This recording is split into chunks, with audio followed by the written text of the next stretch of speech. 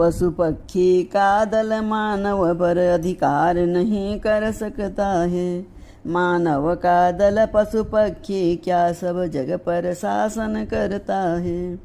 यद्यपि मानव के तन में भी पशुओं वाले गुण सारे हैं, पर इसमें अपने जो गुण है वे उन जीवों से न्यारे हैं।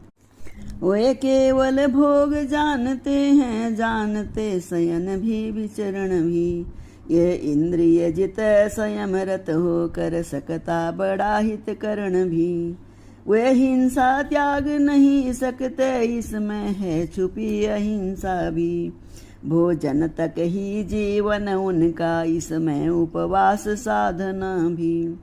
पशुओं के गुण के साथ साथ अपने गुण जब मानव में हैं, तो चुने विचार शक्ति से वे क्या उसकी त्याज्य वस्तुएं हैं। संपूर्ण चराचर जगती में जितने पदार्थ भी निर्मित हैं, सबका आधार एक ही है, इस कारण सब संबंधित है। मानव ये धर्म समझते तो फिर नहीं परस्पर भेद रहे। मिलजुल कर जग में कार्य करे तो कहीं न कोई खेद रहे। पर ऐसा कहाँ हो रहा है, नर नर से पशुवत लड़ता है। होकर मदांध निज स्वार्थ हेतु अपनों से आप झगड़ता है। बढ़ती है तभी विचार शक्ति, जब सहन शक्ति भी हो भाई। मिलती है तभी शांति सच्ची, जब विश्व भक्ति भी हो भाई। ईर्षा कंचन कामिनी मानोर अधिकार, नर का करते हैं पतन यही पंच विकार। इनमें ही बचने को जग में सब समुचित साधन होते हैं। राजा गण नियम बनाते हैं, संतों के प्रवचन होते हैं। फिर भी समाज उच्चंखल होता, पथ में जब बढ़ जाता है, तो खल दल के सहारे हेतु नर बन नारायण आता है। यही होता आया अब तक, यही हो रहा आज भी है। पर नहीं जागता नर समाज, गहरा सो रहा आज भी है। सृष्टा तक को ये चिंता है, कब सृष्टि बनेगी हर्षमयी। पुरुषार्थमयी परमार्थमयी, उत्साहमयी उत्कर्षमयी। रचना ही में रच गए पुरुष प्रकृति के रूप। नर अनुपम है सृष्टि में, तो है नारी अनूप। नर के निमित्त होने में जो अत्याधिक पुरुष की छाया है, नारी की रचना में परंतु अत्यंत प्रकृति की माया है। ये सच है नर नारी ही से सृष्टा की सृष्टि बन रही है। पर ये भी सच है इनसे ही घर घर में रार ठन रही है। अपने ही घर देख लो नारी का षड्यंत्र, नरपति तक को खा गया दासी का वे मंत्र। यद्यपि आज्ञाकारी सुत का पूरा हम कर्म कर रहे हैं, अग्रज या अनुज एक होकर पालन निज धर्म कर रहे हैं। उस ओर भरत भी त्यागी बन जीवन एकांत बिताते हैं। शत्रुघ्न भी उनकी सेवा में अपना कर्तव्य निभाते हैं। चारों में किसका पथ कैसा ये विद्वजन ही जान रहे है। निज निज पथ पर पगधारी हम तो इतना ही मान रहे। फिर भी अपने आचरणों से हम कुछ दिखलाएंगे जग को। जीवन है यही बढ़ो आगे, ये टेर सुनाएंगे जग को। शाश्वत सुख पाने का जग में है भाई, जतन एक ही है। सच्चाई पर आरूढ़ रहो, अपना तो कथन एक ही है। सतत परिश्रम से भरो जग का सुख भंडार। दुर्मति द्वेष दुभाति का कर डालो संहार। मानव के बच्चे बच्चे में भर दो इस सुधा मधुरता को।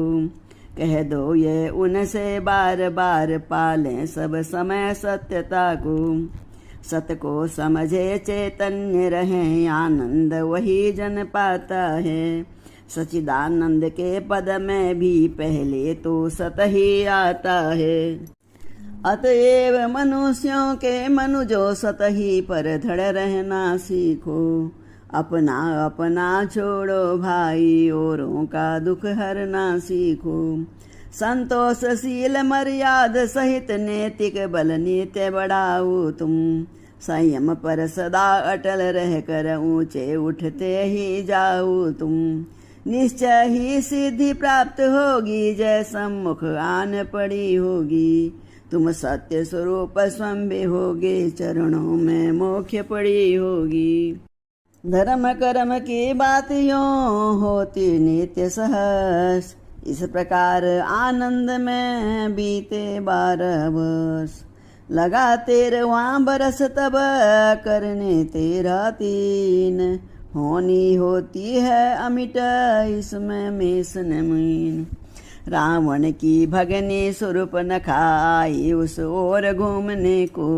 मानो प्रणवीर निकट पहुंची, असुरों की आयु जूझने को। दीपक पर धाता है पतंग, बल बल जाता है जलता है। लेकिन दिन दिन मैंने दिवाकर पर होकर बलिहार लपकता है। पर यहाँ राम रवि से मिलने वे पंतंगिया उकला उठी। स्वात की पुरुष का रूप देख राक्षसी प्रकृति ललचा उठी। बोली मुझसे सुंदरी जग के मध्य न और, तुम सा भी सुंदर युवा नहीं किसी भी ठोर। हम दोनों का स्वरूप मानो विधि ने विचार कर रखा है। चंद्रमा बनाने वाले ने रवि भी संवार कर रखा है। आश्रय दो मुझको बनवासी, सृष्टा का पूर्ण उत्साह करूं। मैं आज्ञा तुमको देती हूँ, मुझसे गंधर्व विवाह करूं। सीता का इस सोच से हृदय हुआ कुछ चूर्ण। चंद्र सूर्य मिल गए तो यहाँ वामस पूर्ण। इधर भूमि को देख कर बोले सीतानाथ, क्षमा करो हे कामनी न हो हमारे साथ।